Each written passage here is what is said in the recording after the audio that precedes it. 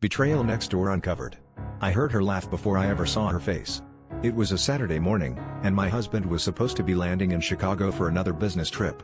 Instead, I caught that same laugh floating through the thin summer air from the house next door, the house that had been empty for months, the one with the overgrown lawn and the for sale sign that vanished overnight. When I looked out the window, she stood there in the driveway, suitcase in hand, her hair the exact shade I'd seen in his old yearbooks. My stomach twisted as I realized she wasn't just visiting, she was moving in.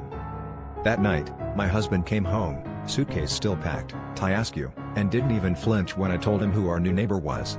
He didn't have to say anything. It was all in the way he looked at her through the kitchen window, that unmistakable mix of guilt and longing.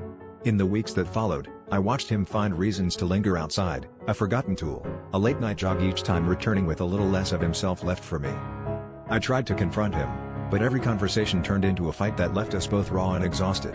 One night, I tossed the keys at him and told him to choose, her or me.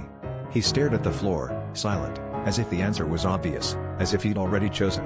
I started to see her everywhere, at the mailbox, on her porch, even at the grocery store, always with that smug, knowing smile. The neighborhood started whispering, and I became the woman whose marriage was crumbling in plain sight. I thought about leaving, running away before the whispers became shouts. But every morning, as I watched them from behind my curtains, I realized I wasn't just angry at him, I was furious with myself for not seeing it sooner, for letting someone else's history become my reality. The real twist isn't that he betrayed me. It's that I let him, because deep down, I was always waiting for the other shoe to drop. And now, with his past living next door, I'm not sure if I'm mourning my marriage or the person I used to be before I knew.